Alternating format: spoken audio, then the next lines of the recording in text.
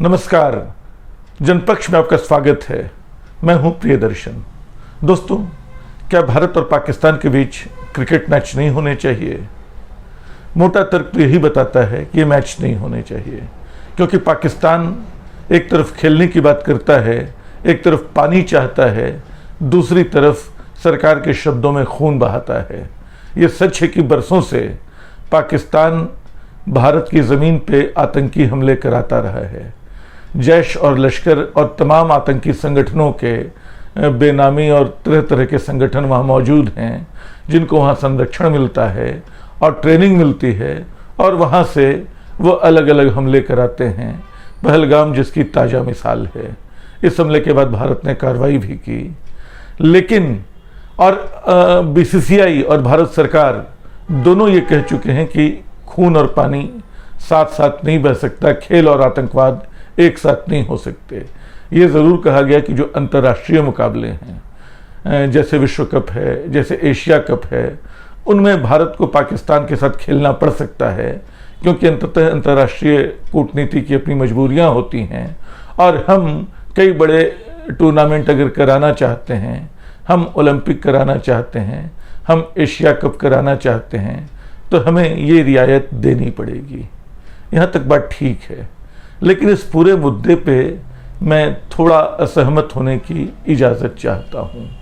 मेरी असहमति का आधार ये है कि क्या पाकिस्तान की सरकार, क्या पाकिस्तान की सेना, क्या पाकिस्तान की एजेंसियाँ और क्या पाकिस्तान की अवाम, पाकिस्तान का अवाम एक है?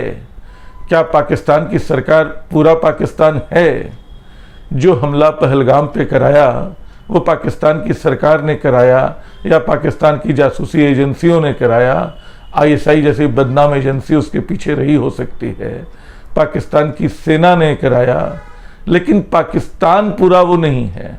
पाकिस्तान जनता से बनता है, पाकिस्तान लोगों से बनता है। ये दुनिया के तमाम देशों का सच है। सरकारें युद्ध लड़ती हैं और खुद देश के पीछे खड़ी हो जाती हैं। अमेरिका ने जब वियतनाम पे हमला किया तो वो अमेरिकी सरकार का हमला था, अमेरिकी जनता का हमला नहीं था। अमेरिकी जनता को जब पता चला कि 60 लाख लोग इस युद्ध में मार दिए गए हैं, तो अपनी सरकार के विरुद्ध हो गई। तो सरकार को देश नहीं मान सकते हैं, चाहे वो पाकिस्तान की सरकार हो, चाहे भारत की सरकार हो। भारत की सरकार भी भारत नहीं है।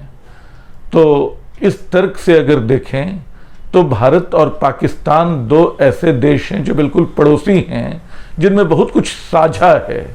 अगर ये इन दो देशों के नागरिक बाहर कहीं जाते हैं तो उनको उनकी भाषा से, उनके कपड़ों से, उनके खान पान से ये पहचानना मुश्किल होगा कि वो एक देश के हैं या नहीं, वो भारत के हैं या पाकिस्तान के हैं। तो एक ऐसी साझा विरासत के देशों को क्या सारे दरवाजे इसलिए बंद कर लेने चाहिए क्योंकि सरकारें अपनी साजिशों के तहत ये रिश्ता नहीं बनने देना चाहती हैं? क्या भारत को, जिसको ट्रैक टू डिप्लोमेसी कहते हैं, उसका सहारा नहीं लेना चाहिए जो पहले से मौजूद है? आप ध्यान दें तो भारत और पाकिस्तान के बीच न जाने कितने पुल हैं। पाकिस्तान से जो संगीत आता है, वो चाहे मेहदी हसन का हो, गुलाम अली का हो, हम खूब सुना करते हैं। और तो और जब इकबाल बानो गाती हैं, हम देखेंगे, और वो इकबाल बानो पाकिस्तान की हुकूमत के खिलाफ गा रही हैं, पाकिस्तान के खिलाफ नहीं गा रही हैं। वो पाकिस्तान के अवाम की ओर से पाकिस्तान की हुकूमत को चेतावनी दे रही हैं। उस चेतावनी में हमारी प्रतिध्वनियाँ भी शामिल हो जाती हैं, हमारी आवाज़ें, हमारे जज्बात भी शामिल हो जाते हैं कि देखो इकबाल बानो ने कैसा क्रांतिकारी गीत गाया है। उसे हम अपने हिंदुस्तान में दोहराते हैं, अपने आंदोलनों में दोहराते हैं। जब नयरा नूर गाती है आज बाज़ार में पा बजौला चलो, यानी ज़ख्मी कदमों से बाज़ार में चलो, तो हम अचानक हमारे भीतर भी कुछ उफनता, कुछ उमड़ता हुआ लगता है। बाद में जब हम पाते हैं कि अरे नयरा नूर तो हिंदुस्तान में गुवाहाटी की रही, तो ये रिश्ता कुछ और करीब आता लगता है। तो भारत और पाकिस्तान के जो रिश्ते हैं वो बहुत हजार सालों के हैं। उनको सरकारें 50 साल में, 30 साल में, 20 साल में नष्ट नहीं कर सकती। उनको आतंकवादी जो हैं वो ख़त्म नहीं कर सकते। आतंकवाद के जो भी मंसूबे हों, उसकी जितनी भी ताकत हो, अंततः वो अवाम के आगे हार जाना है। और देखिए, अवाम जो है, पाकिस्तान जो पूरा का पूरा है, वो कई तरह से बना है, जैसे हिंदुस्तान कई तरह से बना है। मुझे याद आता है, इत्तेफाक से ये वो साल हैं जब भारत और पाकिस्तान दोनों देशों में कट्टरता बढ़ी है, आम लोगों में बढ़ी है, और उसके पीछे मजहब, सांप्रदायिकता, एक दूसरे को संदेह और नफरत से देखने की राजनीति है। लेकिन इस राजनीति को वहाँ के बौद्धिक लोग भी, वहाँ के लेखक कवि भी इस राजनीति पर सवाल उठाते हैं, और हमारे यहाँ भी उठाते हैं। आप फहमीदा रियाज को याद कर सकते हैं, जिन्होंने कई बरस पहले, अब उनका निधन हो चुका है, एक कविता JNU में आकर पढ़ी थी कि तुम भी हम जैसे निकले भाई, जो मूर्खता जो घामड़पन हमने जिसमें सदी, वो मूर्खता वो घामड़पन जिसमें हमने सदी गंवाई, आ पहुंची अब द्वार तुम्हारे, अरे बधाई बहुत बधाई, तुम भी हम जैसे निकले भाई। तो दो देश एक दूसरे जैसे निकल रहे हैं, ये तंज वहाँ की एक शायरा कर रही है। और हम उन लोगों को पढ़ते हैं, फैज़ को पढ़ते हैं, फराज को पढ़ते हैं। अभी पाकिस्तान के कब्जे वाले कश्मीर में फरहाद नाम का एक शायर गायब हो गया है, जिसने बड़े गर्मजोशी वाली गज़लें लिखी, बड़े शानदार गीत लिखे। उसको कहते हैं कि सेना ने गायब कर दिया है, उसका कुछ पता नहीं चल रहा है। उसकी आवाज़ में हम तमाम लोगों की आवाज़ शामिल है, और ये सिलसिला इधर से नहीं उधर से भी है। वहाँ भी लोग लता मंगेशकर के गीत सुनना पसंद करते हैं, वहाँ भी लोग शाहरुख खान और मोहम्मद रफ़ी, शाहरुख खान की फिल्में देखना पसंद करते हैं, मोहम्मद रफ़ी के गीतों से प्यार करते हैं। ऐसी बहुत सारी चीज़ें हैं, खान पान सब कुछ जुड़ता है।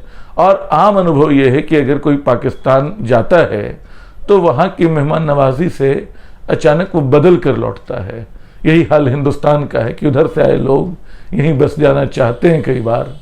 तो ये स्थिति अवाम की है। सारी कट्टरता के बावजूद दोनों एक दूसरे का हाथ कहीं न कहीं थामे हुए हैं, वो ऐतिहासिक मजबूरी है।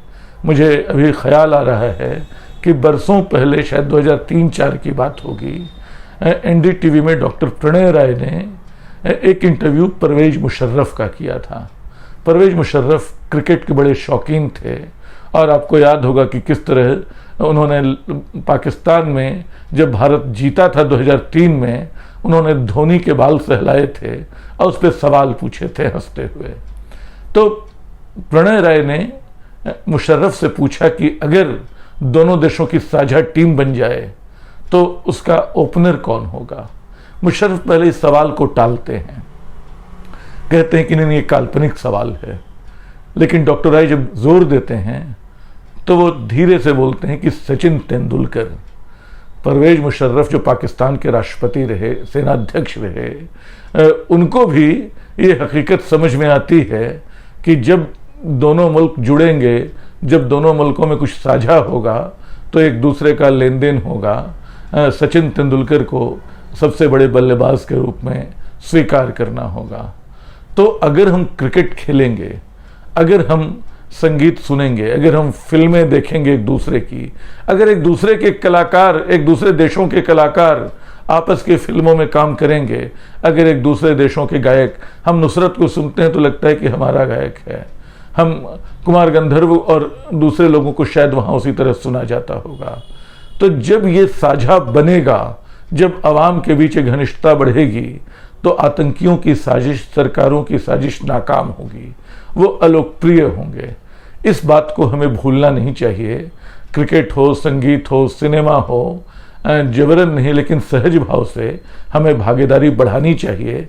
निश्चय ही पाकिस्तान सरकार पे दबाव भी बनाना चाहिए कि वो आतंकियों को रोके। आतंकी शिविरों पे कार्रवाई होती तो कार्रवाई भी चलनी चाहिए। मेरा तो मानना है कि अगर आपको ऑपरेशन सिंदूर ज़रूरी लगता है तो उसको भी करते रहें, लेकिन साथ में क्रिकेट भी खेलें, साथ में फिल्में भी देखें, साथ में एक दूसरे के गीत भी सुने। इससे आपसी बर्फ कुछ पिघलेगी, अवाम एक दूसरे को, जनता एक दूसरे को बेहतर ढंग से समझेगी और समझेगी कि मुल्कों का एक साझा अतीत हो सकता है, एक साझा भविष्य हो सकता है, वर्तमान की कड़वाहटें दूर हो सकती हैं और इससे आतंकवाद भी कुछ परास्त होगा। उम्मीद करता हूँ वीडियो आपको पसंद आएगा। आप इसे सब्सक्राइब करें और अपनी राय दें। अपनी असहमति भी हो तो उसको जाहिर करें। फिर मिलेंगे। शुक्रिया।